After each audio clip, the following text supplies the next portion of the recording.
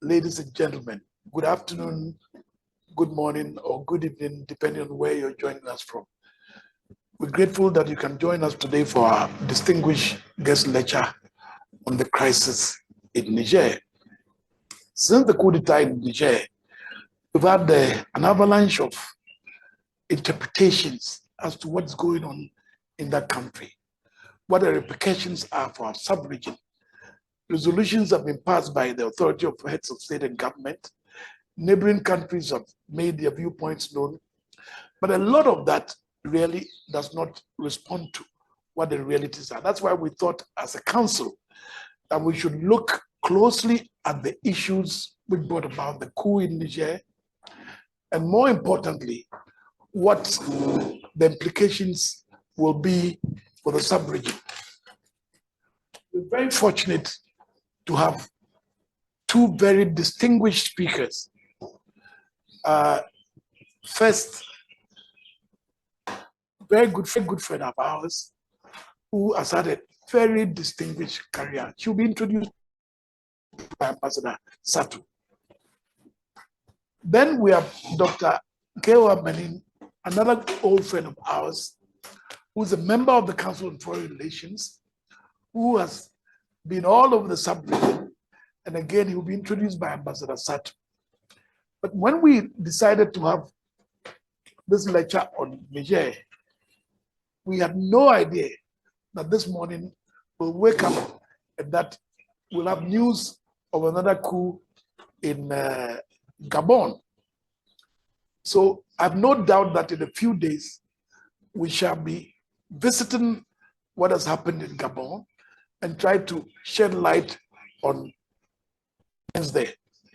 But for today, we are interested in Niger.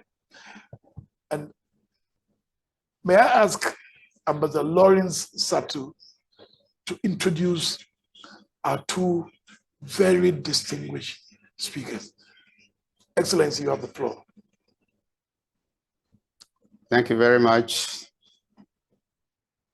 Ambassador D.K. Osei, President of the Council on Foreign Relations, Ghana. For me, it is a singular honor and a privilege to be asked to introduce our distinguished guest speakers for today's event. Our topic is the coup in Niger, implications for West Africa. My task is fairly simple and straightforward, and so here we go. First, on the list of distinguished guest speakers is Her Excellency Ms. Kadiata Lo Njai from Senegal, who has had a very distinguished career in diplomacy. She was former Assistant Secretary General of the United Nations, Deputy Special Representative of the Secretary General of the United Nations Transition Assistance Mission in Sudan, Resident and Humanitarian Coordinator for Sudan from 2021 to 2023, and has had more than 35 years of experience in development, women empowerment, conflict resolution, peace and security matters, governance and humanitarian affairs, with a strong managerial leadership experience, including 15 years as UN Resident Coordinator and Humanitarian Coordinator, distinguished official for the Security and United Nations Development Program Resident Representatives from 2007 to 2020. For our purposes tonight, the most important aspect of her career experience is the invaluable international experience which she gained in our sub-region following her assignments in Togo, in Niger, and in Nigeria as resident coordinator for the various UN institutions which she represented in those 3 countries. Prior to joining the UN system, Ms. Njai has held several managerial and leadership positions both in Senegal and in other institutions around the world.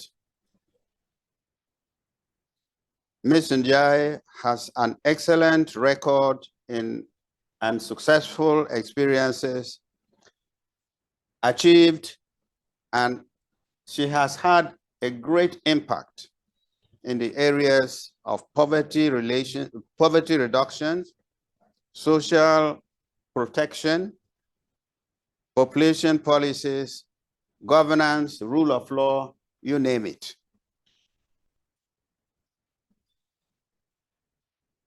It is my distinguished honor and privilege to introduce Ms. Kadiata Lo Ndiaye as one of the 2 distinguished guest speakers tonight. Second is Dr. K.O. Amaning, whom I'm tempted to say has no need for introduction. Absolutely.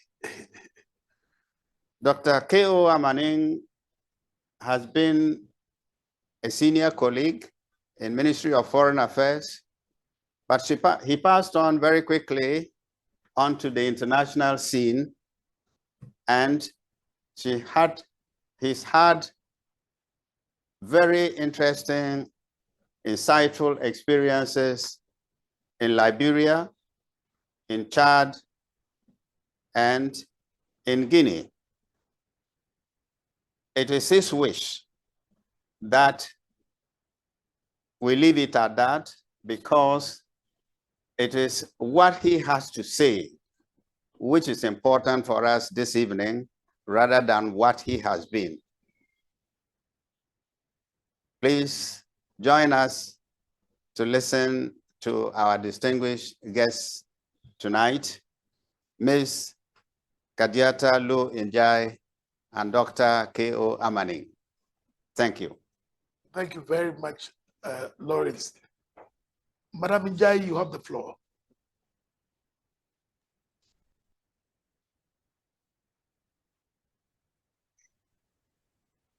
Thank you, President Ambassador Osei. Do you hear me? Yes, we hear you, Kadi. Do you see me? I try to put my video on. Thank you. Is it okay? Yes, we can hear you, but Okay. we cannot see you, but we can hear you very well. Okay. I have activated my video, but anyway, let me start. So thank you and good evening, everyone. Mr. President Osei, Chairman of the Council. It is such a pleasure and honor for me to speak to this conference. And I would like to really thank you, Chairman, for the invitation. Thank also the distinguished members of the Council, and also Ambassador Tatu for his very generous presentation. I would like to acknowledge also my dear brother and former colleague and co-speaker, Kingsley Amaling, and recognize also all the members of the Council. Some of them I know very well, and we worked, especially Dr. Chambers. Warm greetings to all of you. Niger, as you say, finds itself today in a very difficult situation. So let me start by saying that in June 2011, when I left Niger as a UN representative at the end of a successful transition that brought to power Muhammadu Isufu, a long-time opponent, as we all know, what the people kept saying resounded in my ears: never again, and in French, plus jamais ça. It is true that at the end of the one-year transition led with a firm hand by the president of the transition, General Salou Djibo, at the time, the country was able, with the support of the international community, to respond to two priorities. One is to respond to the worst humanitarian crisis we was facing, with 7 million people in need of food assistance. And the second was at the same time to organize inclusive consultation with a view to the restoration of democracy and constitutional order. As you may all recall, the March 2010 military coup was largely motivated by President Tanger's refusal to step down after amending the constitution to extend his term. It is right to say that it was a military coup that followed a constitutional coup. In any case, the coup was condemned, but it led to elections in 2011, marking the return to civilian rule in Niger. History repeated itself on 26 July this year, 12 years down the road, putting an end to the relative stability that allowed the country to begin its recovery. The coup came as a surprise for many observers who saw it as a setback, a return to a history that many thought was past, and a real democratic regression. The extent of the surprise, in my view, in a regional context challenged by the multiplication of coup, may explain the vigorous reactions, but one can question the choice of methods used to make the junta in power understand that this coup was perhaps one blow too many. Since then, regional and international actors have displayed a variety of means, from hard sanctions to a threat of military intervention. But again, in my view, these elements are likely to be inoperant if the structural fragilities Niger is facing are and interrelated risks faced by the country are not taken into due account. On these fragilities, let me just focus on three that I feel very important to flag and understand. First is the institutional and political fragilities affecting the governance system in Niger. Niger, as we all know, has been long caught between two fires, that of repeated coup d'etat and rebellion, notably the Tuareg rebellion in the early 90s. The first military coup took place in 1974, when President Hamani Diori was overthrown by Vietnam Colonel Seni Kunche, who led the military regime until his death in 1987. In 1996, President Mahaman Usman, the first president elected in multi-party elections, was himself overthrown by Colonel Ibrahim Mainasar, following a second military coup. In 1999, President Mainasar was assassinated, and that led to a period of instability until the election of Muhammadu Tanja a retired high-ranking military and leader of the main political party, who ruled the country until March 2010, when he was also overthrown by a group of militaries led by General Salutigo. As a result, though elections have been held in Niger since 1993, it has taken 27 years to see the first democratic devolution of power from one elected president to another elected president between Mohamedou Issoufou and Mohamed Bazoum in 2020. I remember how thrilled Dr. Chambers and I were then SRG for West Africa and the Sahel, and I were thrilled, and as we were active witness and in a way active also actors to that historic moment. Back to the last July military coup, and looking back at previous attempts, I see significant differences in a number of constants that really mark the political situation in Niger.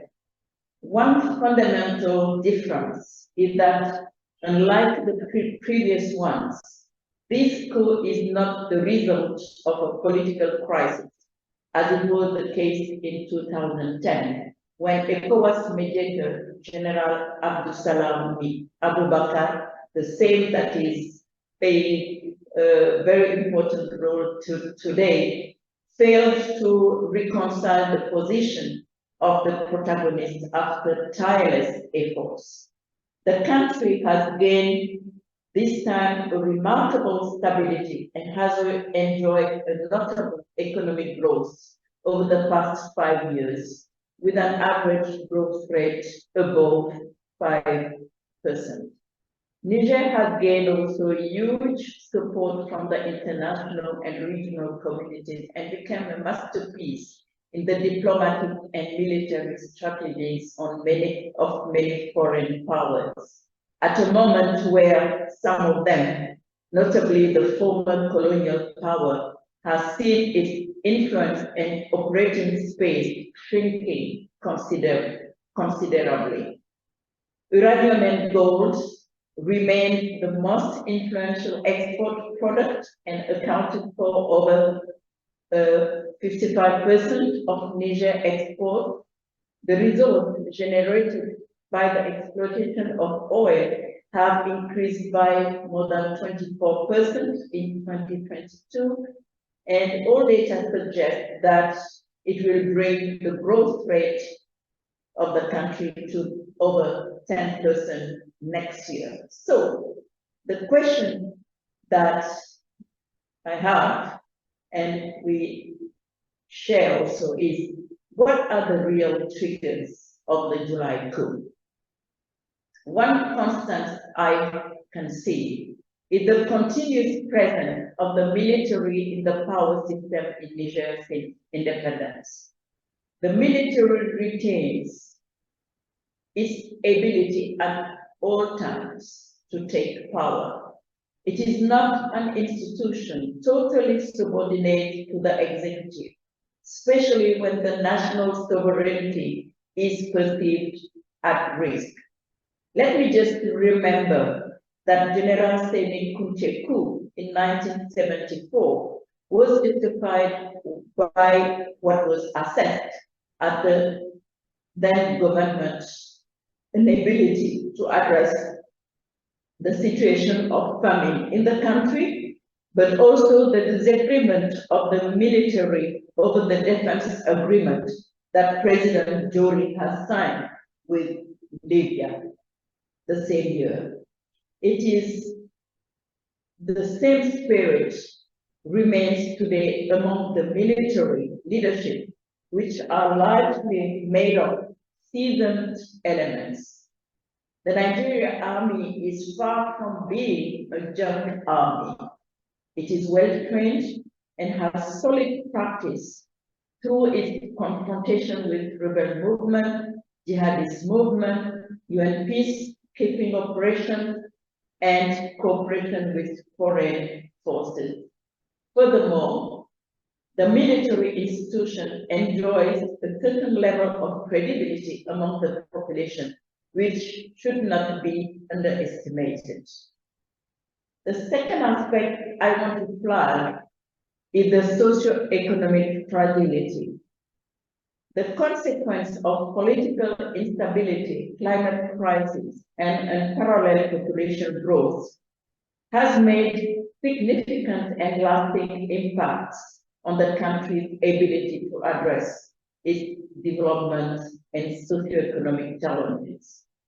Despite the positive trends noted over the past 5 years, Niger, with all its 19 million hectares of agricultural land, huge potential for irrigation, important livestock, and so on, is still extremely vulnerable to the effect of climate change, with limited means for adaptation and response.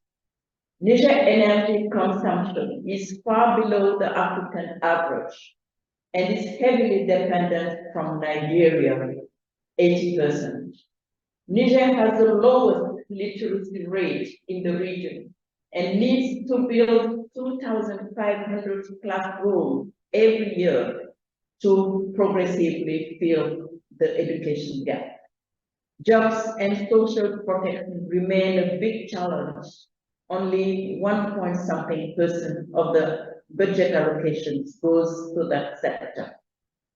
The third area of fragility, peace and security itself, deserves a full conference, and I will not go into much details.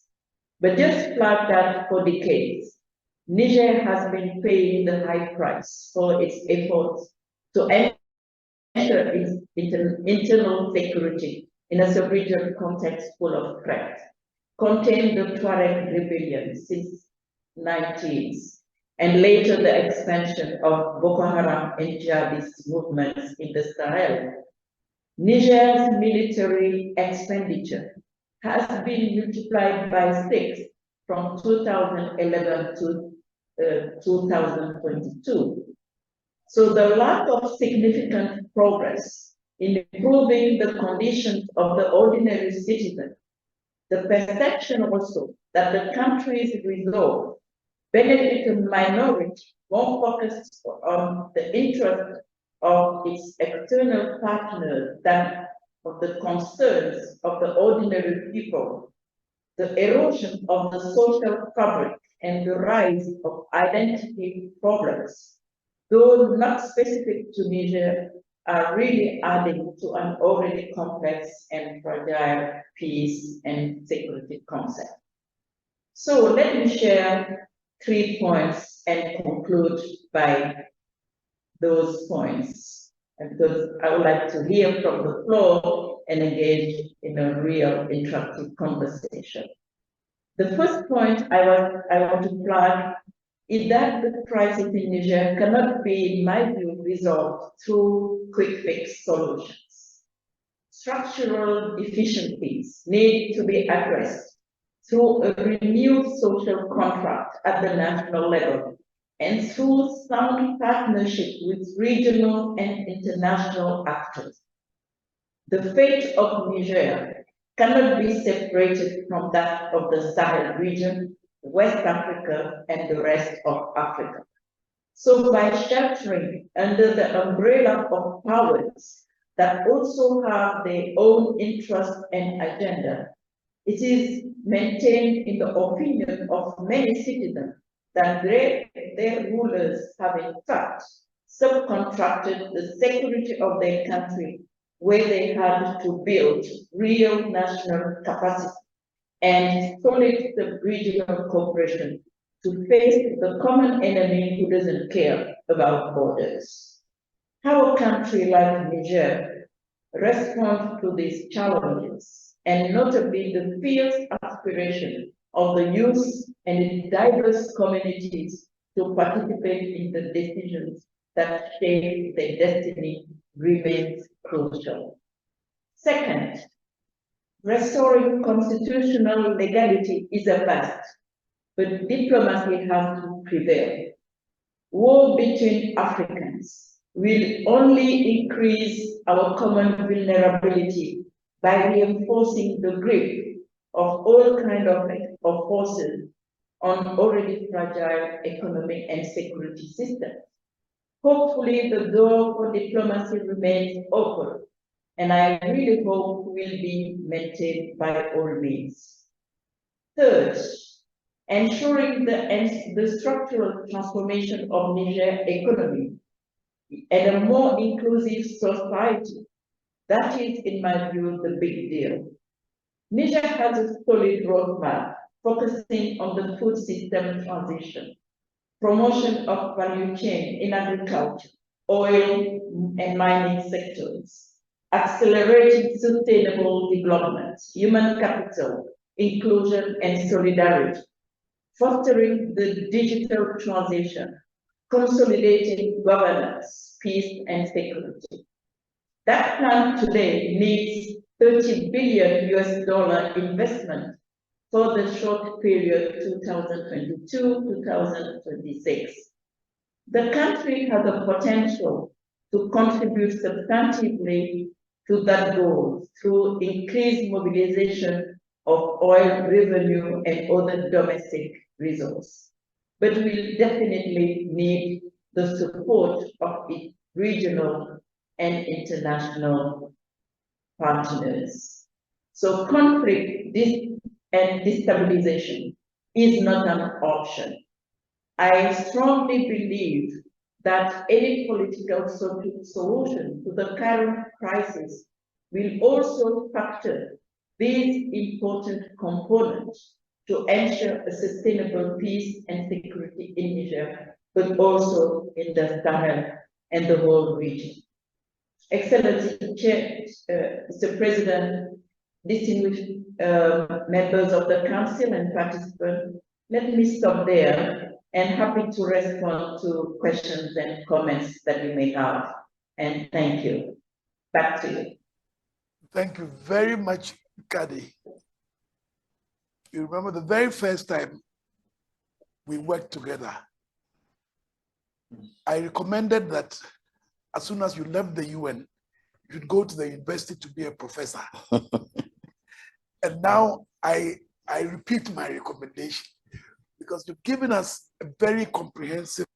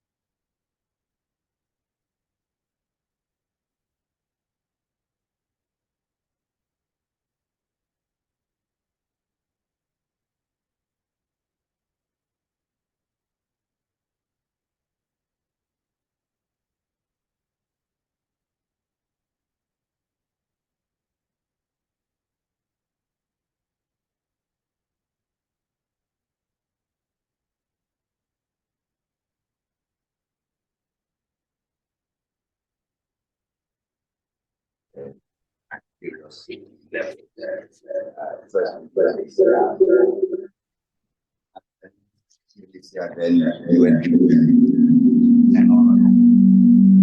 what I've seen, heard in my numerous visits to Niger, having talked to people who rose to become ministers and who introduced me to quite a few notables in the society in the 1990s and 2000, including Ide Umaru, who became Secretary General of the Now, so basically what I'm going to say is an expansion of what you just said, but giving it some social dimensions. We normally refer to Niger as a landlocked country, and sometimes give the impression that it is a poor country that is probably destined to be poor, landlocked without resource, people nomadic, generally people who are not working, who don't have, as the French sometimes want to say, don't have a history or whatever. I want to add this dimension that it is a country, most of the ethnic groups are parts of larger ethnic groups that have occupied important historical positions in the history of West Africa.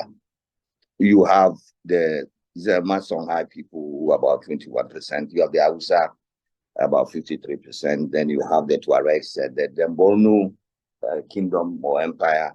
All these are all parts of the people who form Niger. And therefore, the Nigerians I have met in my various capacities and talked to and fraternized with, I can say they are people who are very proud of their history and proud of themselves. And the interesting thing is that in spite of the fact that they belong to different kingdoms, Niger gathers those in the peripheries of the centers of these kingdoms. And therefore, they've managed to live together as various peripheries of various kingdoms and have learned how to live with each other in peace over history. So it's a very interesting country with a lot of history and also a lot of values and culture of how to exist, in a socially coherent manner. So when we're dealing with Nigerians, although we have seen in the last 5 decades the presence of poverty, we must understand they are basically people with a lot of dignity and honor, and really take honor to be something of importance to themselves. When you look, as you mentioned, at the Human Development Index, and I have one here in 2019, you are shocked how persistently I looked at the 206, 205, all over to now 20, almost 2020, what we have. How persistently Niger, Mali, Burkina, Sierra Leone, in and out, and a few of these countries are at the very bottom of Human Development Index. And in all the sectors of Human Development Index, whether you're looking at health, you are looking at education, you are looking at gender, you're looking at all these things, they are at the bottom, right? And you just wonder what has happened. Is it because this country has no resources?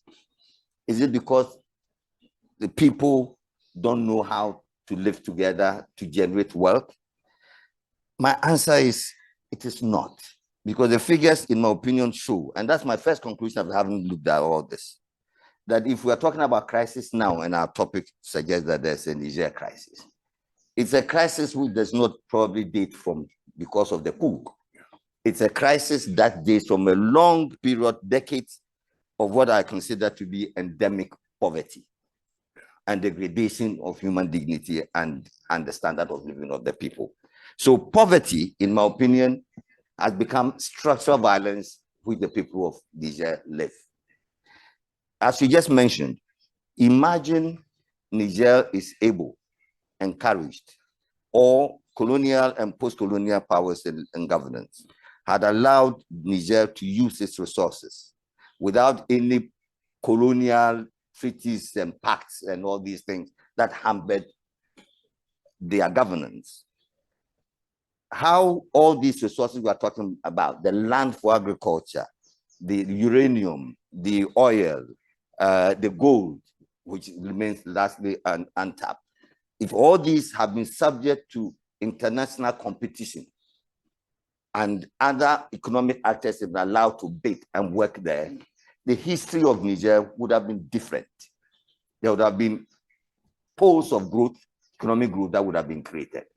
So that we need to look at why this endemic poverty in the midst of what is potentially a wealthy country. And this is something that we need to look at. It is true these days, some powers using social media would want to try to do propaganda and brainwash us into what colonial, post-colonial, and all these things are.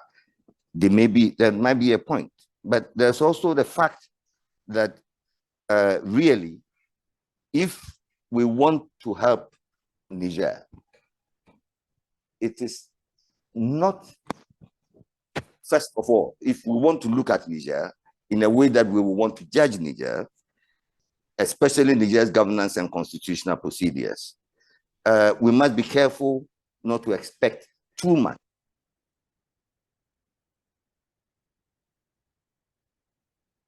of the environment in which these things are operated. If a state is poor, how do you expect the state institutions to be able to work? And we should therefore not add to the structural violence that people, which will come to disrupt their social, political, and economic lives. That should be the least that we should look at.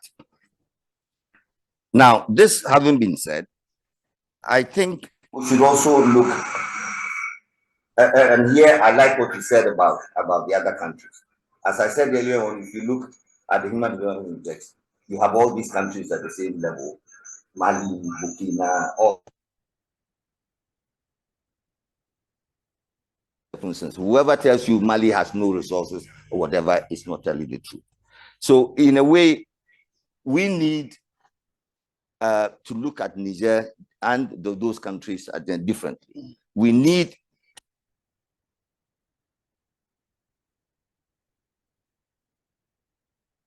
to be able to build the environment that is necessary for Niger to be able to govern itself properly and get the resources that it needs to be able to respond to its needs. Now, as you remember, incidentally, you mentioned Senyi Kunche.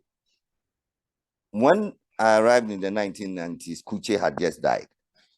But when you talk to the civil servants who worked with Kunche, a military man,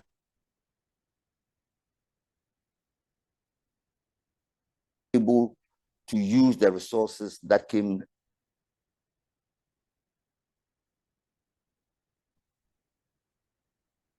education, road infrastructures, administrative infrastructures, which allowed the state to be able to operate. And I was a witness of that. We could travel from Niamey all the way to Ngigimi, thousands of kilometers, on asphalt road with using only what do you call it, Peugeot 404, and nothing else. You could stop anywhere and make a phone call from the booth to Paris and to Dakar. Every region you visited, you'll be received by the governor in the governor's palace, beautifully erected, good gazon, green grass, with even peacocks. You have places where people who are visiting, little hotels for civil servants who are traveling inside the country would lodge to be able to do their monitoring. And they will submit their report to Kunche and he will pore over it and be able to ask questions. So in other words, military under Kunche, after Dury, probably may have had a feeling that they have a certain stake in the development of the country, and they never left. In fact, when Kunche died, those who came, everybody wanted a less austere, a less autocratic government, and therefore democracy and all these things came in. I'm not too sure whether the competition between politicians as civilian governors and military governors, the matter has been settled who is better, right? And I think it's important to put this to the fore, because you cannot have civil governance, democratic governance, when people are not convinced of the good of democracy. And in that matter, I think we should say this, that whatever inhibits Niger's development, for that matter, Mali and Burkina, which may be due to whatever pacts they have signed, colonial pacts, which may have resulted in the untapped resources. It is something which I don't believe, having myself worked in Central Africa, that is Francophone Central Africa and Francophone West Africa, that it should be left to an individual country to negotiate or renegotiate with France. That will not yield the results. And this is the reason why I believe that ECOWAS has an important role to play. 1975, leaders of West Africa, a lot of whom were even military, had a vision that for us to develop, we need to adopt a regional strategy. Yeah. The question we need to put to ourselves is how much of this regional strategy we have really put in order to improve our negotiation capacity with outside powers who are, of course, more powerful than us. How much have we used this to create what they had wanted us to create, to stabilize the region, to create wealth, to foster social unity among ourselves, and to be able to have common values and systems for political governance? I don't think, set aside all the regulations and all the rules and all the meetings we've had, they are good, but there must be a certain driving force. And that driving force, I don't believe we can get it from meetings and what do you call them, public servants. We need to be able to work a system by which civil society reaches across borders, that entrepreneurs reach across borders, that financial agents and institutions reach across borders, that we establish what the ECOWAS was meant to be, and not just a force of intervention, which we did once or twice with very limited success, because you were in Sierra Leone with me. If Obasanjo hadn't pushed us in the UN to get their forces rehearted so they become UN, they were nearing disaster. Yeah. So whatever military interventions you have to be very careful. What we need to do is that we need to understand that we have resources in our region, human and natural, that other forces outside envy it, that they might, for all legitimate purposes, want to use it. But we need to organize ourselves in such a way that we don't leave the vacuum that others will use to serve their own interests. I think this is something that we should look at carefully. Now, for those who think military intervention can help, my feeling is that they need to reconsider whether they have the resources to be able to pursue and manage after the fallout of this. Because as I told you earlier on, Niger, like Mali, all these, they are interrelated. There's a very expanse of land desert. You can probably take Niamey, but I'm not too sure whether you can take the rest of the country. And knowing all the arms that are around at the Chadian border, the two booths against the Déby regime, all the others, what has been scattered from Libya, and all these armed groups, I don't think a military intervention is something that we should look at as a walk in the park, and therefore we'll be able to resolve this problem. I think we should put more attention to how we create economic growth. We take the networking that is necessary to make democracy look good, so that all the other people would want to emulate. My last point is this, that most of the crises we are talking about in recent times is due to the armed groups that are marauding in these areas. Whether they call themselves jihadists or they do so because they are the world revolution movement or whatever it is. A lot of them are our own people, maybe aligned or supported by other foreign agents who also have their own agenda. Nothing prevents us from sitting down and saying to ourselves as leaders of West Africa and ECOWAS, we won't abandon our people. We won't allow that land, that expanse of land from Mali all the way to Chad to be an area where people can just roam around and do what they are. We are capable of aligning with Algeria. I know what Algeria's conditions should be. We don't want any foreign forces, the French will go, the Americans will go. But we are capable of aligning with these people to sit down with our own people and be able to come to a diplomatic settlement. Whatever it takes, the only solution that is going to come will be a political settlement. And that is the only thing that will allow us to build on whatever becomes peace in a more durable manner and be able to develop the area. Thank you. Thank you very much, Dr. Ameni. I hear you when you talk about the structural violence. I hear you when you talk about the importance of regional integration in a comprehensive manner to confront some of the issues. I also hear you when you say that in responding to international powers, only a collective regional negotiated approach is feasible. But you go further to say that the only possible outcome is a political solution. Now, this morning, I heard that the Algerians have put on the table a specific political recommendation, including a 6-month transition period, etc., etc. I would like the views of Kadiatu first and yours about the Algerian proposal and how feasible you think the proposal is. Kadiatu, you're still online.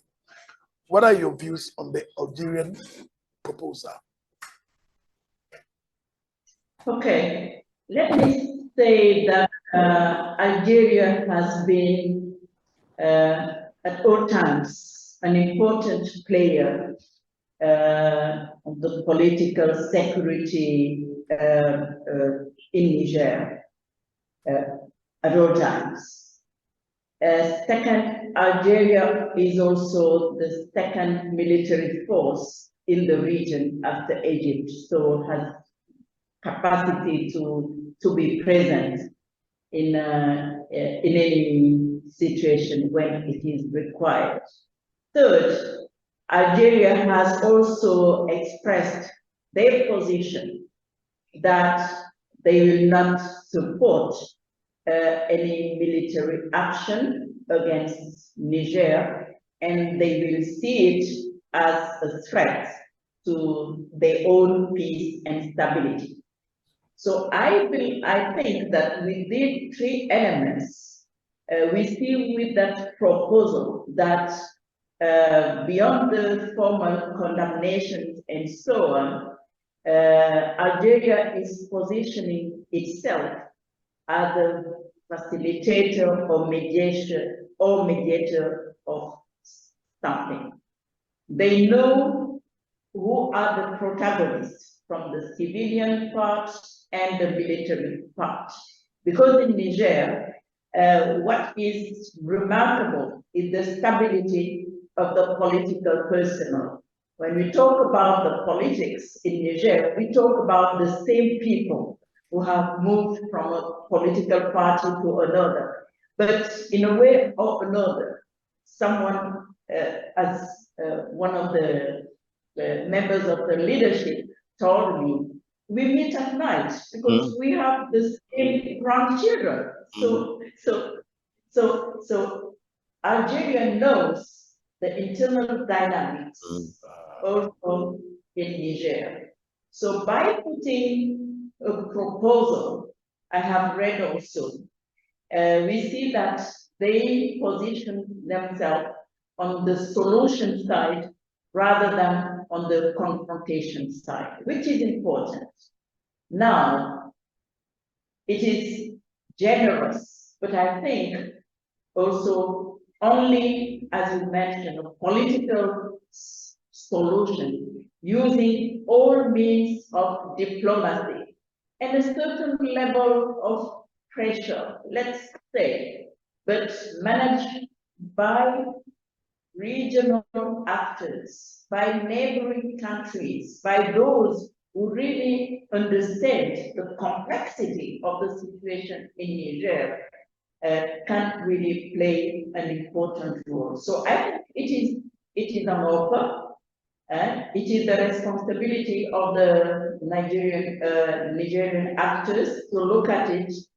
But what I feel interesting is that it is not just about the restoration of the former president.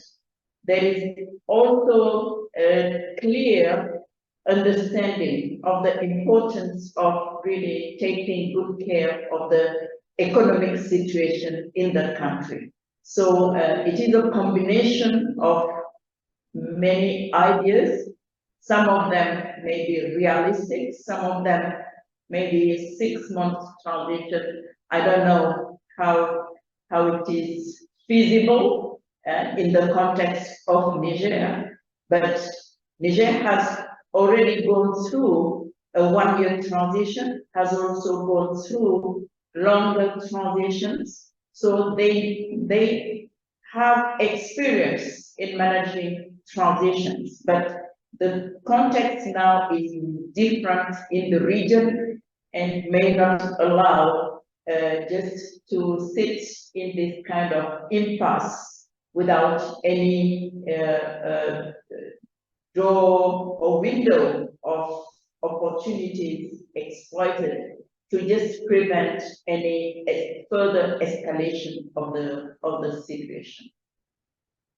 Let me stop there. Yeah, I fully agree with Kadiata. I think this is only a start. It's a good start. It is a proposal to move us away from the confrontation and to think about a political solution and a period of a transition for probably 6 months.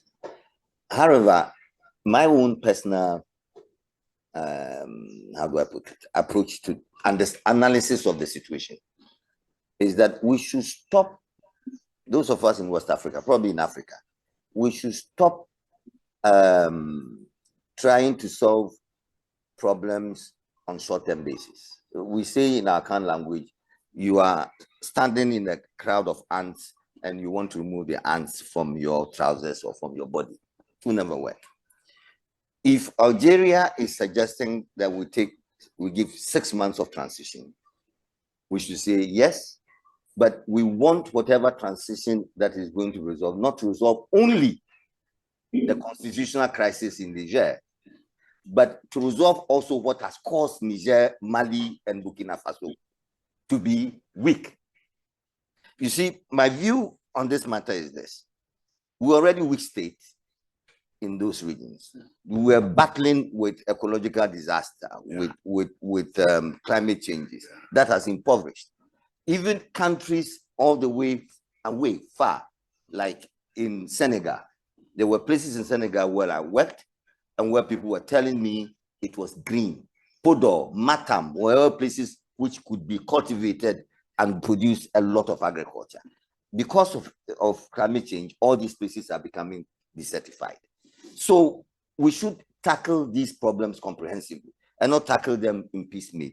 We should sit and not do what we did when Libya was attacked. When Libya was attacked, we gave a fragmented and very weak response to it. When Gaddafi was overthrown and all these arms were spreading, it's as if our leaders said, France has caused the problem, let France go and settle it, or let the American standards go and settle it. Today, we are the ones paying the price of it. I think his time has come. It's already long, more than a decade, I think. It is time that we sat and decided what to do to both solve the problem of the aftermath of Libyan crisis that has affected us, solve the ecological disaster that has been caused by climate change, which today is #1 on the international agenda and therefore should be listened to. Our position should be listened to, and then solve the economic damage that has been done to our countries and the states that have weakened, so that we are able to rise and be able to solve our problems and continue the process of forward creation and the strengthening of our states so that they can respond to the needs of the ordinary people. Thank you very much, Kingsley. May I give the floor to Professor Emeritus Techua Menu? I see your hands up. Very much, Ambassador DK Osei. And let me start by thanking our very able speakers for the excellent way in which they've handled the discussion and also actually broadened the issues for us. I think I could add to Dr. Amenin's proverb that when your neighbor's house is on fire, you also fetch a bucket of water and put it by you. And I think that what we saw in Gabon this morning and predictions, there is a journalist in Ghana who claims that there are 4 more coups waiting to happen. I don't know how he knows it, but anyway, he said it. So I think that the structural issues that both of you have stressed are very pertinent and basically concern all of us. Ms. Lowe, when you were talking about the agricultural value chain, you know, our cooking has been affected because we get all our onions from Niger. Yes. So poor as they are, we eat from them. So Yes. we are very interested in all of this. But the point that I really wanted to make was about, I mean, for me, there's been a sadness about this seeming discord between the African Union and ECOWAS on this matter, you know. But more fundamentally, and in terms of some of the other crises that you've alluded to, I think what has been missing are citizens' voices in our regional organizations. Yeah. Where is the citizen voice in ECOWAS? How do we harness all these brilliant ideas? So like you're saying, it's not just about regulations and resolutions, but an ECOWAS of the people, an ECOWAS that actually makes a dent in the living conditions of ECOWAS citizens, and I dare say the broader African citizenry. So I think that really the point is about recapturing the initiative. Last week on Al Jazeera, I was so disheartened when I saw able-bodied young persons from Niger draped in the Russian flag with a banner saying Prigozhin, protégez-nous, you know, and I thought, what this has got, this is not is about France or Russia. This is about Africa. And we need to situate the discussion and the issues in this manner and see how we can seize the initiative and solve the problem. The discussions that we are having, the very able presentations, tell us, and we know there are many Ms. Lowe's and Dr. Amenis, that we can handle these issues. How do we get to the table and really bring these issues and talk, not just because the Sahel, it's part of Ghana, just cross Boku and go there. How do we begin to really deal with these structural transformation issues? And I think also the issue about how do you properly civilianize your military so that they move with the people instead of taking over power, you know. So I commend you, but I'm still left with how as citizens we become part of ECOWAS and we are listened to, and sometimes our voices can be even more forceful than that of our heads of state. Thank you very much. Professor, thank you very, very much. And I'm glad that I see a number of leaders of civil society organizations online. And this is the message which we're hoping that they will pick up. And organizations like Wademos should come to the table. Because if we have full citizen engagement, the dynamics can change. So I hope that the leadership of civil society and others who are on the platform will take that recommendation forward. If I may ask Jean-Marie, if you're still with us, you have the floor.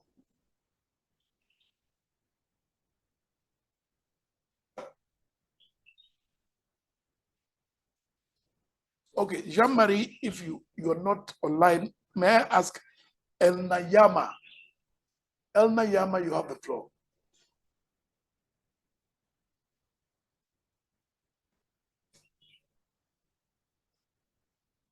Elna, are you online?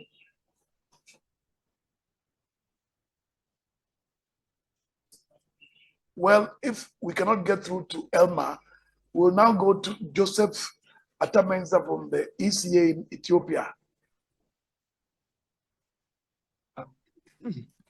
Good evening, Ambassador Tikoseng, and good evening to everyone from Ethiopia, and to the presenters. Excellent presentation. But I think there's something which is perhaps maybe missing in this discussion, in the sense that since the coup happened in Niger, there are a number of intellectuals who I've spoken to who think it's a good coup. And I don't share that, because our experience in Ghana tells me that It's never helped.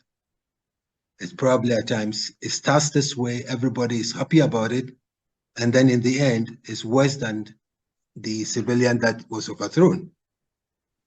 What I heard initially about the Niger one was that there was the presidential guard, a dissatisfied leader of the presidential guard who decided was being removed or something, and therefore used that as a means to stage the coup, and then later on got support from the other military and others to come in. My view here is that it's extremely dangerous, whereby military people sit in the barracks and thinks they know they have the answer to whatever problem that a country faces, and therefore they intervene. Of course, they'll get the support of the people, but do they have what it takes to rule? That is the question. Now, the other thing to which I also the good comments and discussions that has been raised here is the question of we're talking about Professor Techuamani was saying that you brought in the other dimensions of the coup, which is great, but these are things that exist already, but we do not have the means of implementing. I mean, Madam Dia, you know that your brother Madia heads the Sahel, the UN Sahel, I've forgotten the exact name, but they've done a number of work in terms of trying to see how do you deal with the Sahel, and economic reasons and all that. And perhaps they've even maybe done donor conferences to mobilize resources. But nobody seems to be implementing this. Yes. We have the African peer review mechanism, started well. Where is it? All these things, I think, exist already. So perhaps maybe what we need to do is to find a means and ways to try and see how we can implement some of these things that exist on already. And the last point I wanted to raise was that, at times we tend to think that our problems and solutions lies outside the continent. I think that we have, and again, I agree with Dr. Amani about the regional groupings being strong, but they need to be adequately resourced. And I think we have the big powers in Africa. I see that most of them are running to become members of the BRIC, whereas they have resources, the South Africans, the Nigerians, the Algerians, the Egyptians, and others who control about maybe 75% of the economy in Africa. I think they need to step up to the plate and do more in terms of resources, coming together as a power, and to be able to use their resources to invest on the continent to address the issues that you are trying to raise. But if all these issues that you are raising, when you ask them, how do we pay for it? They'll say, go outside. The last point I want to make is something that happens not only to Ghana, but to most African countries, the debt, external debt. Each and every now and then, like maybe a cycle of maybe 6 years, you get African countries mired in debt. And if you are mired in debt, you have a situation that you have no fiscal space to breathe. You cannot tax more. Our tax base is so low, we don't even know how to tax. So therefore, how do we get our governments, of all these things that we are talking about, how do we get our governments to pay for these things? That, I think, is part of the equation in this discussion, that how we should move in terms of mobilizing adequate resources, and therefore it requires us to come up with innovative mechanism to do that. And one of the things that I think Ghana perhaps to tag onto the CFTA is to look into the point of building some kind of financial financial center. And financial center that would be linked to our industrialization, linked to the way we want to develop. And this would require us to come together. I know I'm talking too much, but let me before I shut up, I think it's important that, the AU, the African Union, always meet every year, January or February, and consider issues of political nature. When can our leaders say that we're not going to Davos? We are going to come to Accra or Dakar or somewhere And the only agenda is Our problem. economic. Yes. The only agenda is how do we build our economy? We never do that. It's only the CFTA which has come, everybody's talking about it. But we are not getting into the crux of the matter. All these issues that you're talking about requires political. And so therefore our leadership must be encouraged to come together and hold one meeting on the economic situation of the continent every year, because that is more important or equally important as the political. And DK, tomorrow is my last day at work. I'm retiring. I'm going to pick on you and mobilize the thinking and the resources so that at least we can organize an economic Davos-like meeting in Accra by next year. I think I can count on you on that. Thank you.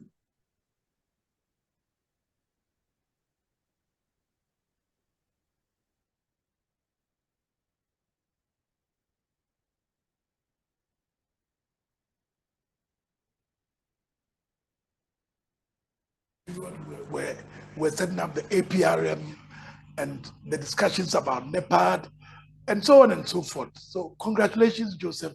And we're looking forward to see welcoming you back so that we can organize this African Economic Summit very quickly. That raises issues of leadership, which we can discuss later. But you made a very important point at the beginning of your presentation, which I think is getting lost on a lot of the younger generations. There's no such thing as a good coup. You know, it's becoming fashionable for people to start saying that perhaps a coup is a good thing. I'm not too sure.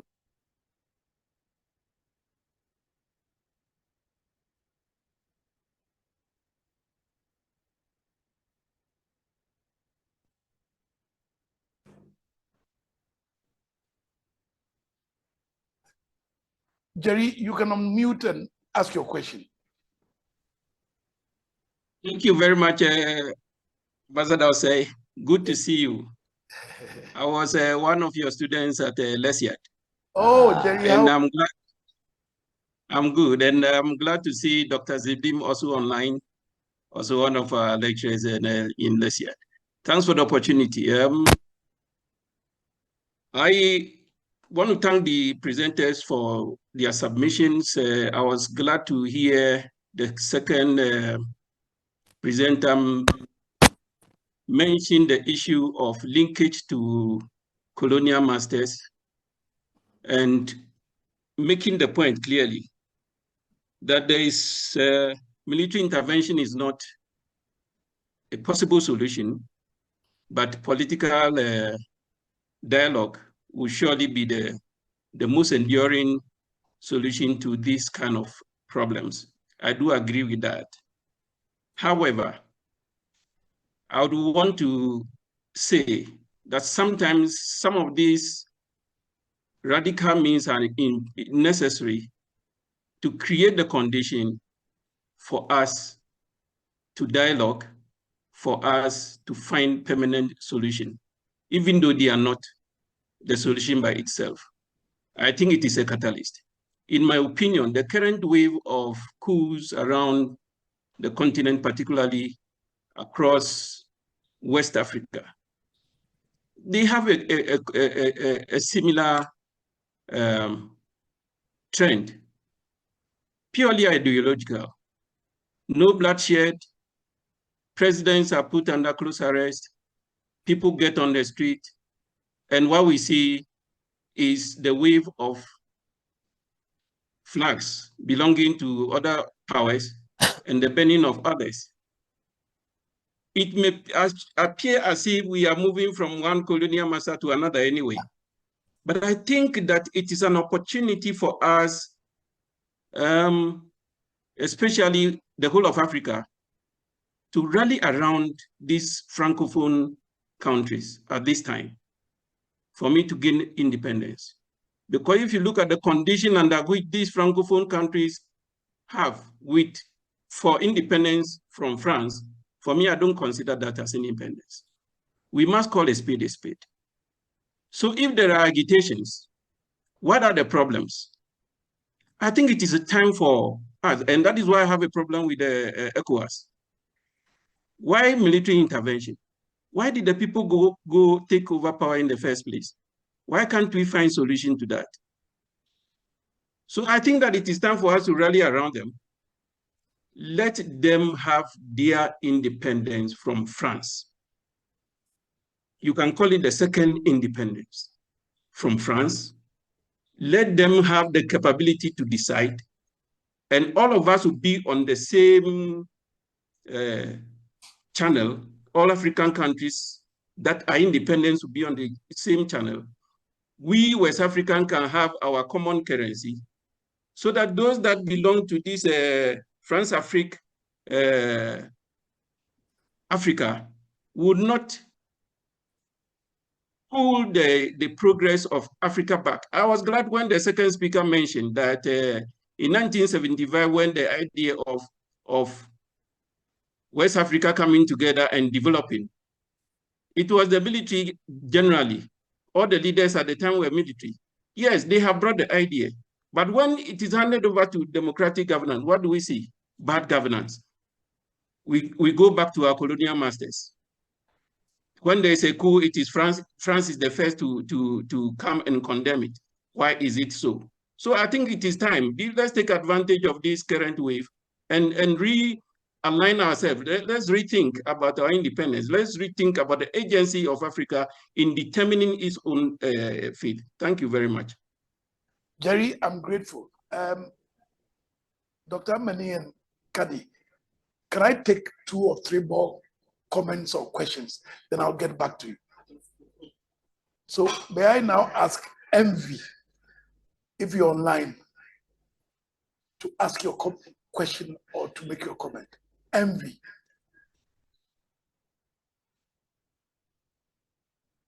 I see Envy is not online. May I ask Adolphe Bequin? Adolphe Bequin. Oh, thank you very much, sir. I'm here. Thank you very much. And kudos to all the presenters. I've been listening, but your comment really brought me to ask this question. Your comment on there is nothing like a good coup happening now. It is clear, and I agree that. But in the wake of democratic backsliding, where you have many people twisting, turning constitutions to remain in power, how do you address that? That there is no way within the democratic space for elections to happen. We are seeing that. So for the youth who are coming, who see nothing but this going on, how do we bring them to the table to appreciate that there is dividend to democracy? Because the fruits are not there for the youth of this continent to witness. So yes, I get it. And one thing also that beats my mind is the post-colonial pact with France, that so-called post-colonial pact. Is it really the case? And if it is the case, is it conscionable that in this day and age, we would have such a pact happening? How do we convince the youth to really appreciate and live with this reality in the face of precarious labor and all that is happening? So that is my question. Good. Adolf, I get your points. And in fact, this morning, one of my former students asked me the same question. That since Ali Bongo and his father have been in power for over 5 decades, since it is obvious that the election in which Yamping participated was rigged, since it looks very likely that the 26th August election too was rigged, and there's a curfew imposed, what are the options left? So those are difficult questions. Yes. And those are the issues of governance that we ought to be addressing, but not to look for simple and simplistic solutions. But we can have a discussion about that. Envy, I see that you're back online. Would you like to take the floor now? No, if MB is not on the floor, or MB, are you on floor? MB, can you hear us? Okay, there are two comments by participants, which I'll read to you. The first one says, the recent coups in West Africa are giving an indication that citizens are generally dissatisfied with the governance of the countries involved. And I'm afraid that other countries are not taking heed. How do we make sure that there's no escalation of coups in the rest of the sub-region? That's meant for our distinguished speakers.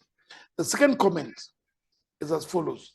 Don't you think one of our biggest challenges in Africa is that we focus more on structures and democratic ideals, which are difficult to achieve everywhere else, rather than on soul crafting? Everywhere in the faculties, we are taught concepts of separation of power, checks and balances, and strong institutions, to the detriment of focusing on building leaders. Can we agree that our problem in Africa is leadership and not really a lack of understanding of democracy and the rule of law? That is a very deep one. I think we'll take comments from Kadi and Kinsley before we ask Babaidi and Mohammed to intervene. Kadi, you have the floor.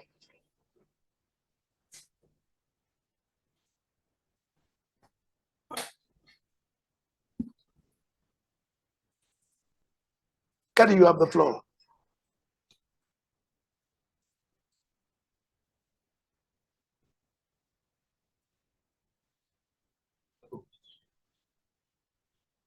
Is it?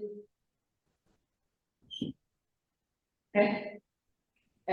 No, I really appreciate the comments that were shared. They are very deep and important ones, and I share most of them. Do you hear me? Is it okay? So what Prof. Takuya has said about the voice of the citizens is very important. And another question was about good or bad coup. Right. The reality is that we are facing the duplication of coup.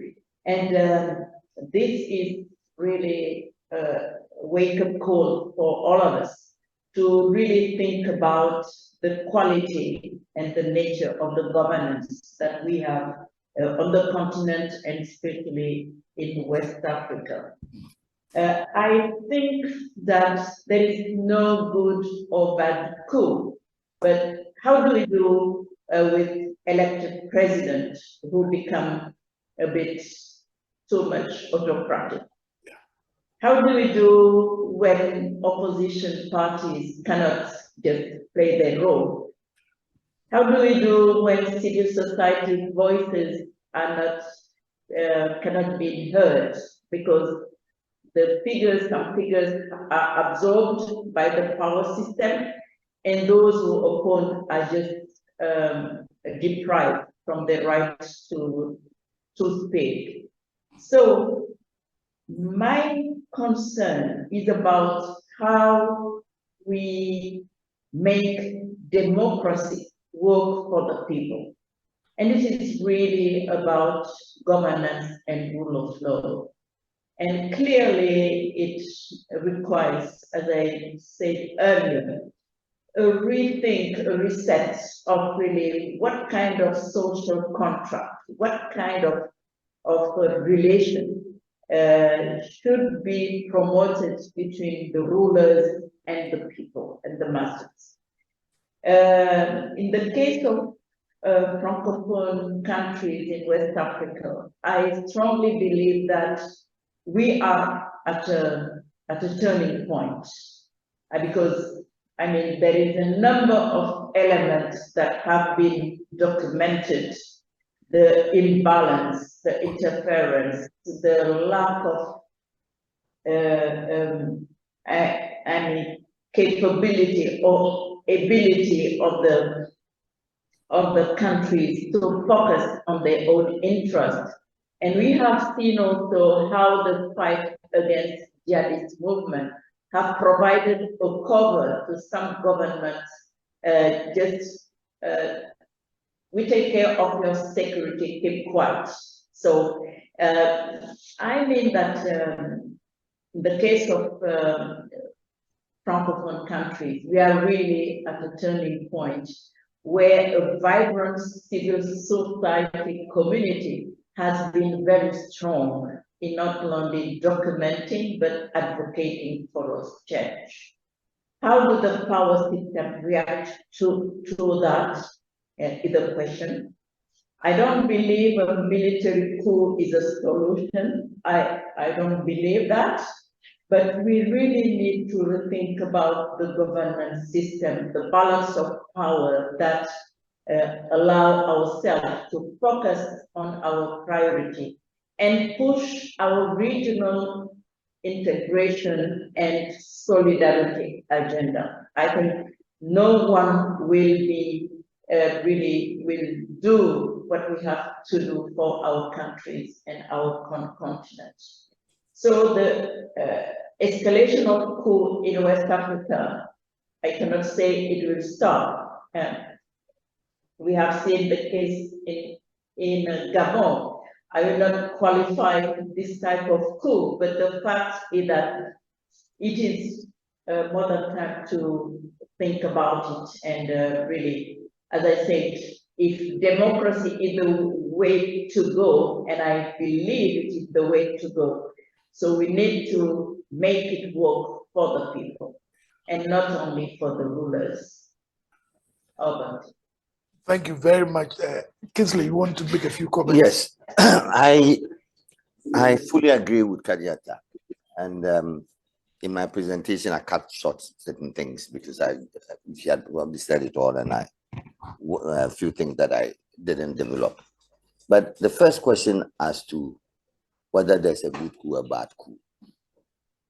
In my statement somewhere, I said that I have no apology for military coups because almost invariably, all of them end up becoming politicians and very bad ones at that. So I don't know of any coups where the people take over and do not want to stay and do not become politicians and play the same political games that those who preceded earlier on played and therefore lost the support of the people.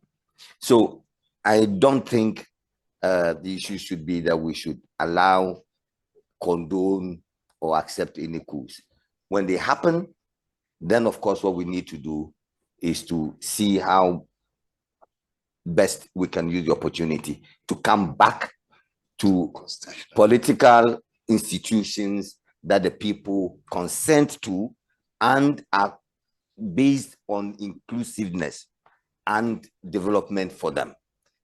Because what is dangerous about coup d'etats is that the one you've asked to look after your arms, take up the arms, and therefore you have nobody to come and give them any orders anymore. And to get them to do the right thing, you need to mobilize the people amid bloodshed to be able to change things. So if we can have a situation where they don't happen, I think that's what we should focus on. Yeah. And this is why, as Kadiata said, I personally believe that we haven't done well in the last 30 years, those of us who believe in democracy. We have left, first, we haven't been able to showcase what are the benefits of democracy.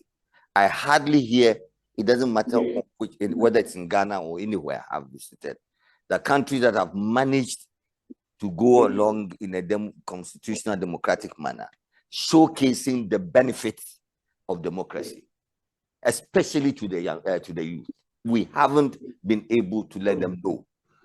Two, these are hard times, and there are hard times everywhere in the world. It is the responsibility of leaders not only to anticipate, but to announce what hard times we're going to go through. I'm sometimes surprised that when we had COVID as a health crisis, We had leaders who stepped forward and told us what was going to happen, told us what they knew, what they did not know, and anytime they knew, they told us what was going to happen and what they feel that should be the right way.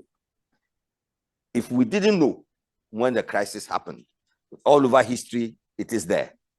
After that, the economic situation is disrupted.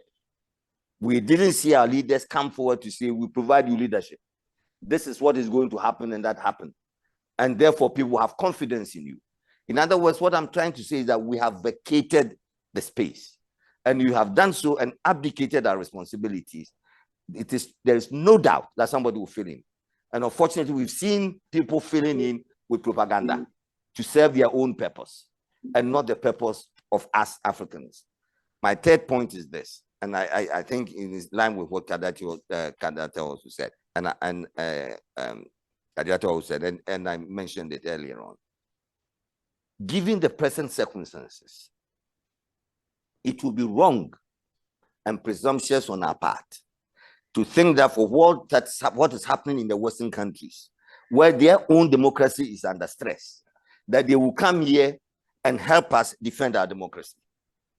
They themselves, their democracy is being attacked by right wing, left wing, it's being attacked.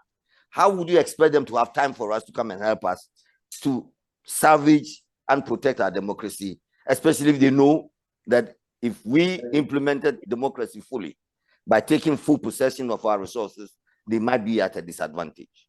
So the onus, the burden is on us. It's on us. We should accept that it's on us, and we mobilize all the resources that we have at our disposal to make our youth believe in democracy. Let them see when difficulties are going to come, how we intend to overcome the difficulties, associate them, give them hope, so that they will believe in the political system that we have put in place. And I think this is very important for us. I see it happening mostly in this moment of crisis through a regional strategy and approach. If when some leaders were attempting to change their constitutions, you and I have sat here to discuss it several times and lamented. If our leaders have taken upon themselves at the regional level to stop it and come out outside and embarrass them, right? They would have stopped. And that is where, again, I do not even support some of our Western allies. They have not been seen in the moment of difficulty come up to hold high the tenets of democracy. If our allies, democratic allies, who happen to be the richest in the world, can't support us in a moment of weakness so that we can defend and salvage democracy, then I don't know how much they believe in democracy themselves. So if we are left on our own, please let us take up the mantle, and that's an opportunity for us to assert ourselves as leaders of our own people. Thank you very much. I find the discussion on democracy very interesting, and a lot of the issues you raised are recently captured the paper, the title, Liberal Democracy, New Utopias, and the Age of Disorder. Paper I presented about 2 months ago. I'm sure it's online. It discusses many of the issues that you're talking about the kind of utopias that liberal democracy was coming from, and the challenges and the role of ICT and citizens' expectations, etc., etc. But as for you and I'm sure we have not finished this. No. May I give the floor to Bernard?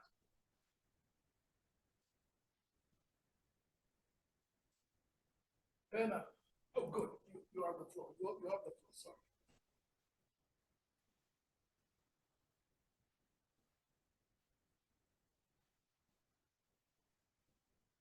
Sorry, we can't hear you.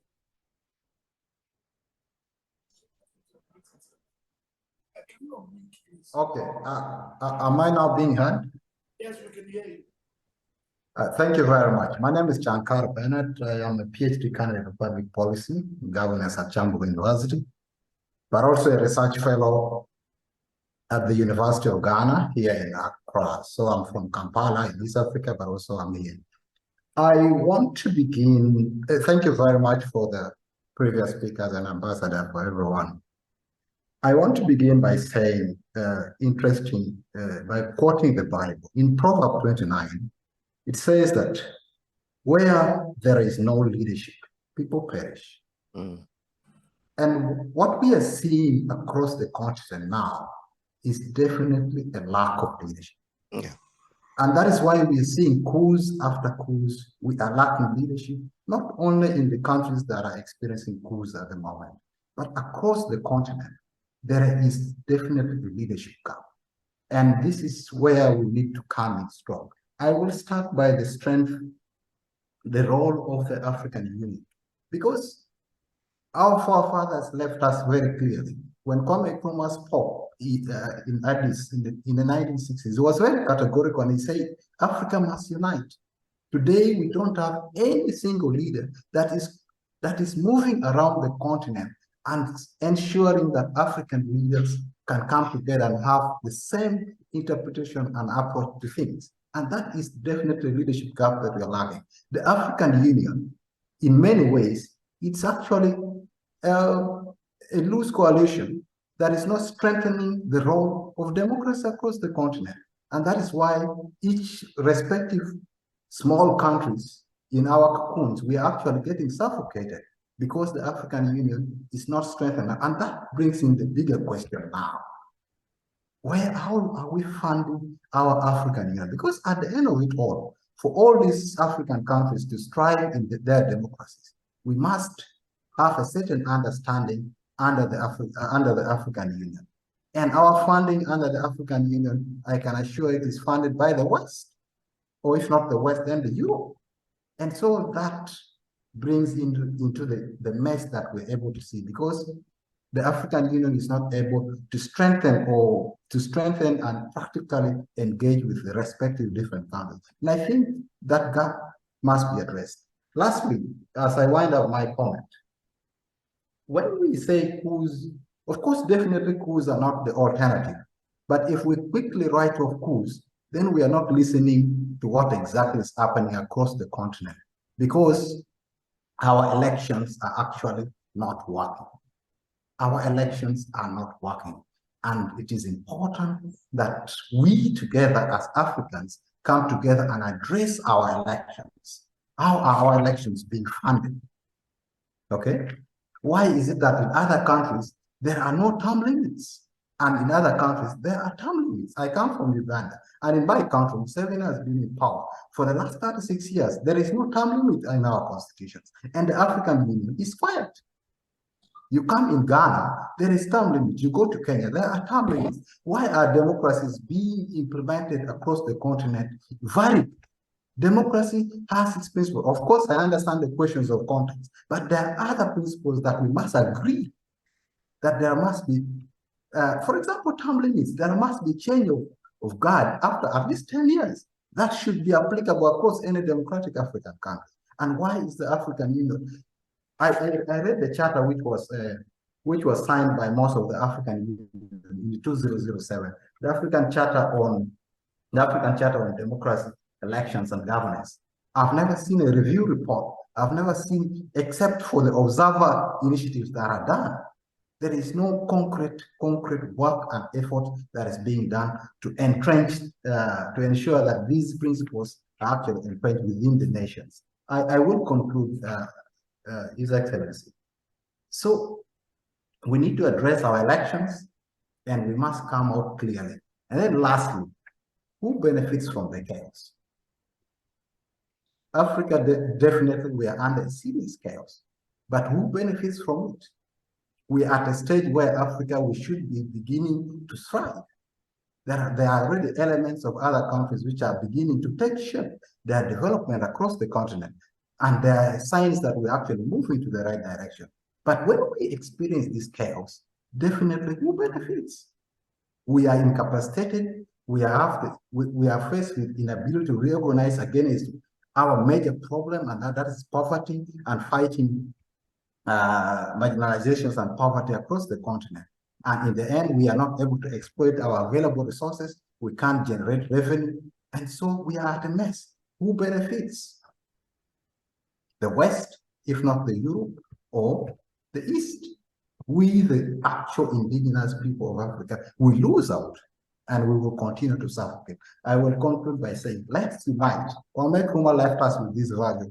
It is still as timely, as urgent as possible for Africa to unite. We may not necessarily achieve political federations, but we must entrench ourselves in working together as Africa. Thank you very much, His Excellency, for the opportunity. Bernard, thank you very much. May I also recommend that distinguished participants try and make briefer comments. I promise Kadi that I will not keep it beyond 1.5 hours. I realize my promise is not held. So we'll try and finish very quickly. Mohammed, you have the floor.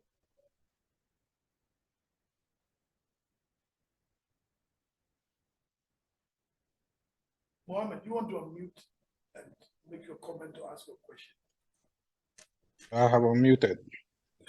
Thank you very much, Ambassador DK, for the opportunity. My own is an observation that I just want to touch on. It appears the previous speakers have already touched on that, but I will still make that observation. It looks like ECOWAS leaders, in their attempt to rush and to restore democracy in Niger, they appear to rather be tackling the symptoms instead of tackling the root cause of the situation in Niger. It's obvious that the situation in Niger has to do with poor governance, as all the speakers have indicated. Now, poor governance that we are talking about here has to do with, resources. And these resources, the citizens maybe somehow feel that they don't get maximum or they don't get optimal use of the resources because the leaders that have been put there to govern and manage these resources are just representative of France, if you like. And this is what is brewing the frustration and the anti-French sentiment that we are seeing.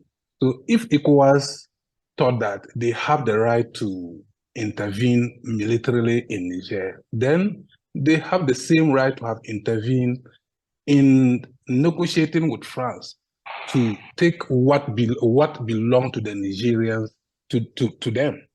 I mean, away from France and giving it to the Niger people so that it would stop this kind of frustration. And the same thing could apply to all the West African countries or Francophone West African countries that are experiencing this kind of thing.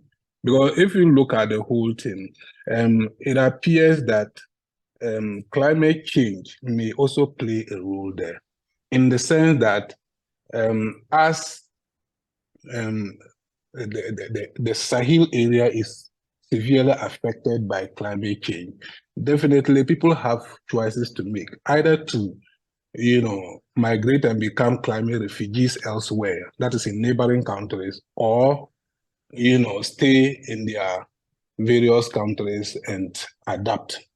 And part of the adaptation strategy will be to remain and then destroy the existing structures that is denying them their fair share of livelihood. And this is what is, causing that kind of wave of coup d'etat that we are seeing. So it looks like ECOWAS has a role to play, and their role basically will be to try and join hands with them to negotiate and then change that colonial structures that exist. But the last point that I'm going to use to conclude is that this is a wake-up call for most West African countries, including Ghana and then other Anglophone countries. It appears that this wave that is going on, the next wave could be about frustrations concerning less benefits that we get from the natural resources that we have. The contracts that our government sign, as in giving the right to mining companies, oil exploration companies to take a lion's share, and then the state only get a smaller percentage of these resources, could also trigger this kind of wave in the very, very near future. So if we want to avert that situation, then what it means is that we have to take advantage over this particular wave and renegotiate some of these contracts so that our respective countries can get a proper share of the resources that are being siphoned by these multinational companies. Thank you very much. Thank you very much, Mohammed. We'll take two very quick comments. First from Babaidi, and then after that from Erasmus. Then we'll give the floor back to Kingsley and Kadi, and then Professor Emerita Techuan, men will speak on behalf of CFR, then we'll conclude. So the floor is now over to you, Babaidi.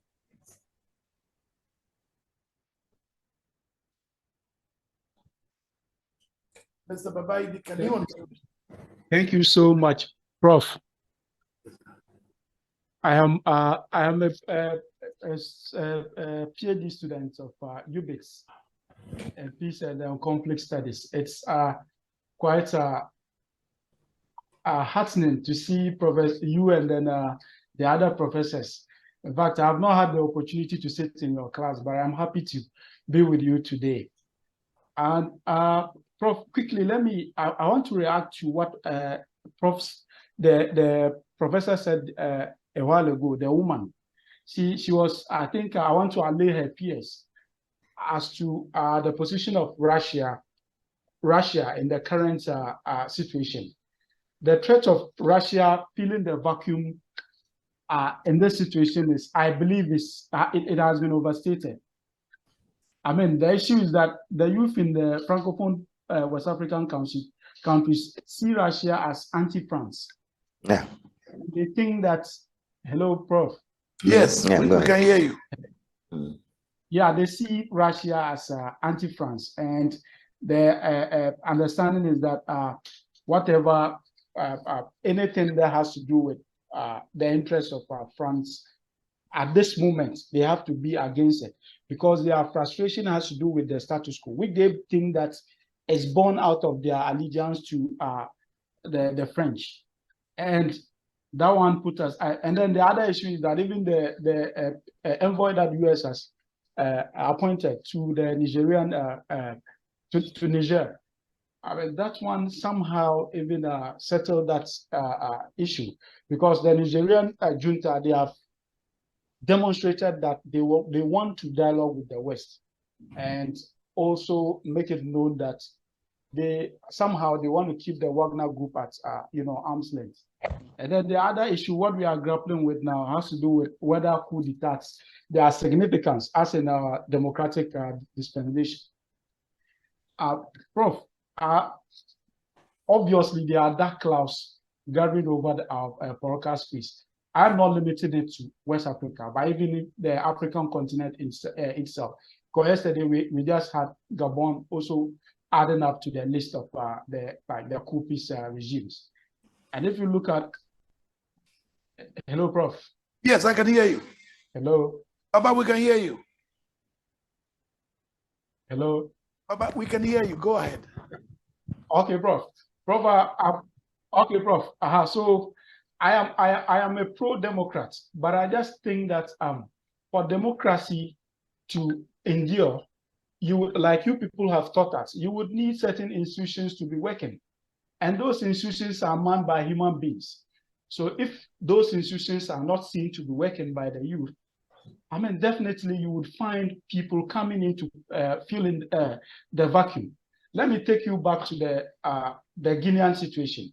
We had Alpha Condé trying to, I don't want to say he subverted the constitution, but somehow that was what happened.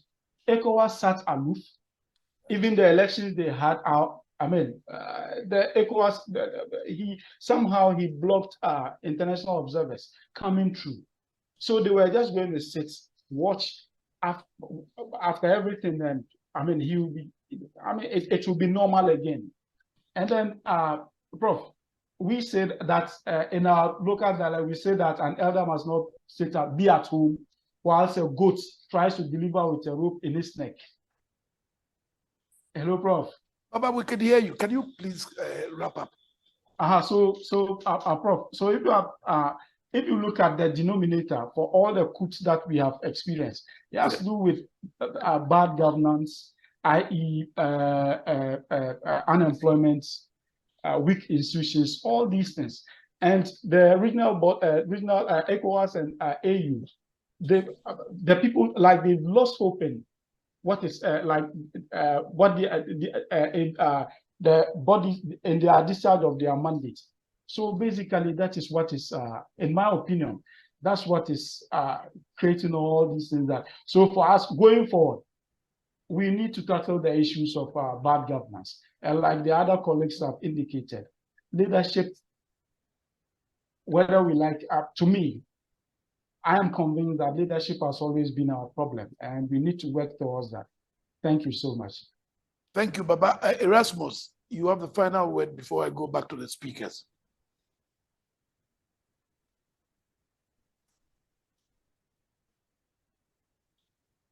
Thank you so much, Prof. And thank you, CFR, for this very insightful gathering and discussions. I just quickly want to make a comment on the submission by one of the speakers to the effect that if ECOWAS had done more work in, stopping some of these ECOWAS leaders from extending their tenures and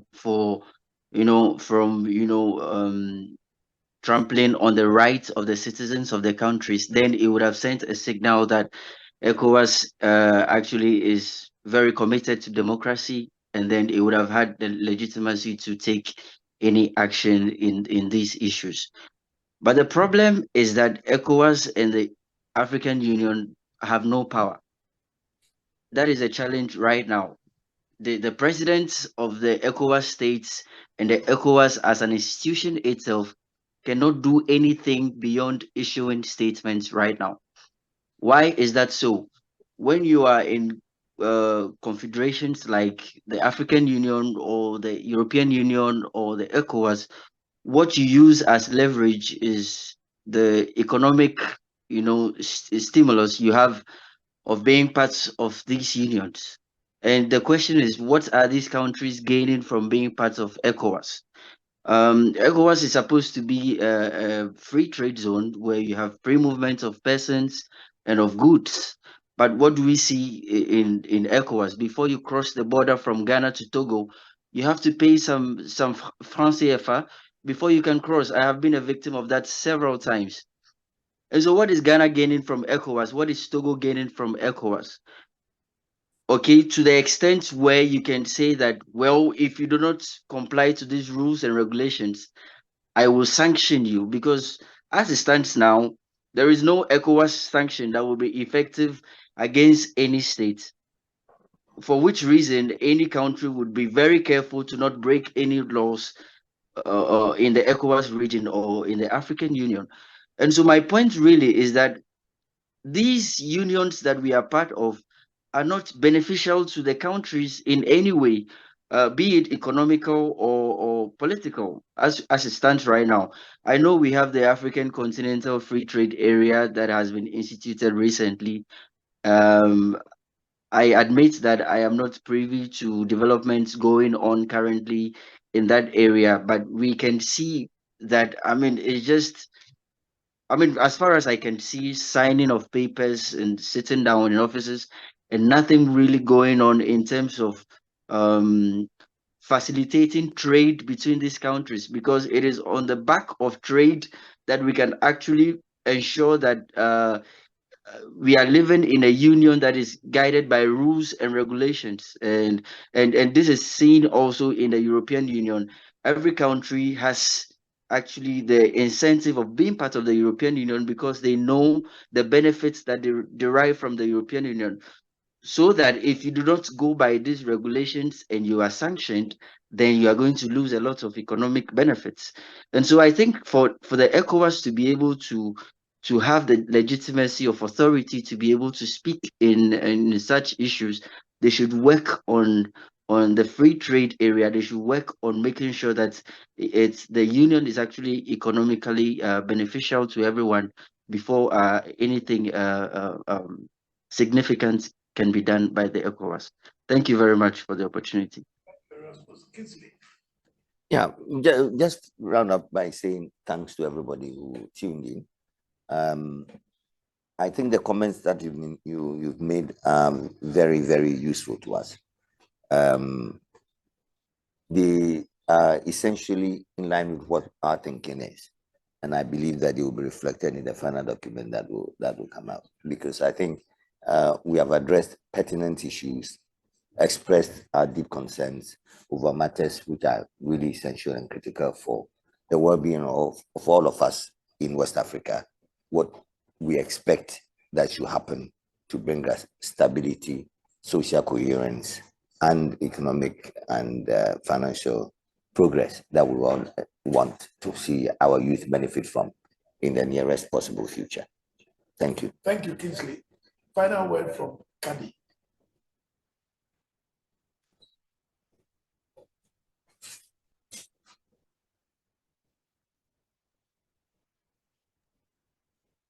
Thank you. I again would like to thank all the participants for their comments, contributions. Very rich discussion, very interesting points also we'll continue to think about and elaborate on it. At the national level, regional level, we talked about ECOWAS, we talked about the African Union, we talked about the countries, we talked about Niger and beyond. And we all see that we have a long way to go. Yeah. But the good thing is that now we understand where the issues are, where the constraints are, where the deficiencies are. We understand that. And we also understand that leadership and governance are key. And there is no way that we can address the problems we are facing without looking at the type of leadership that we have. So people are not expecting a solution in 1 year, 2 years, 3 years, but what we should as Africans commit to is to progress, to make people feel that the systems we have in place are working for them. And we are able to use all the means, including partnership with all allies, in a way that secure our own interests. So this is, I believe, well understood throughout Africa. So I have a lot of hope that if we continue that type of conversation, someone mentioned the number of strategies, plans, master plan that we have, we don't lack them. Yes. Well, we are not lacking plans, master plans. Our problem is out there to start with the belief that we can implement them, and that also they really express what we really want for our future. So thank you again, Chair, for the invitation, and thank you so much. Thank you, Kadi. The chairperson of the research committee of the Council on Foreign Relations is Professor Emerita Tetua Manuel. If she doesn't mind, may I ask her to thank our speakers on behalf of the Council? Professor, you have the floor. Thank you very much, Ambassador DK Osei. And thank you, all of you, for an afternoon well spent. I have enjoyed myself profoundly, and I have also learned a lot. And I believe that our speakers have really done justice to their theme, because they've moved us from a narrow focus on just conflict and peace to really a holistic and comprehensive discussion. And I liked particularly Dr. Amanin's initial emphasis on the fact that we're dealing with a proud and resilient people. I think that it is important when we start these issues not to think of people as poor and ignorant, because each time Africa is presented as a continent, or West Africa in particular, as a continent of lacks, and yet we have all these resources, including the people. I think the people, the speakers this afternoon, the commentators, they've all demonstrated these immense resources that we have. And I'm living with a slogan, the West Africa, the ECOWAS we want. Because for me, ECOWAS is still relevant. There are many institutions in ECOWAS beyond its peace and conflict mechanisms. We have the judicial and legal institutions, the health institutions, etc. The question is, how do we transform all of these institutions for our benefit so that they serve our people? So I think that this is the task that is before us. And once again, we thank CFR for the Council on Foreign Relations Ghana for convening an excellent forum with really well-informed speakers to present the issues to us.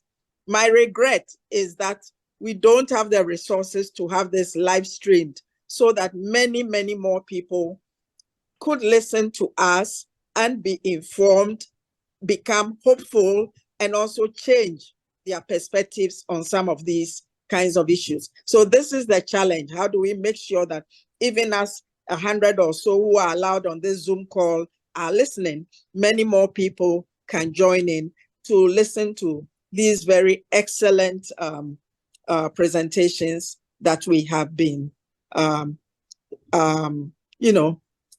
privileged to hear. So, Madam Lowe, Dr. Amenin, we thank you so very much. I thank the President and the Council and all of us who have made the time this afternoon. And we look forward to the summary, the brief that will issue from this forum. So thank you very much, Ambassador Osei and all the Council members. Bye-bye. Very much. You can follow some of the discussions which are on our YouTube platform and Facebook so that this discussion can continue. We will be announcing a date for our conference on Niger during this week so that we can continue the discussion and find progress solutions. I cannot say thank you enough, particularly to Kadi and Kingsley in time. And I look forward to seeing you very soon. Good night, and thank you all very much for the participation. Thank you very much.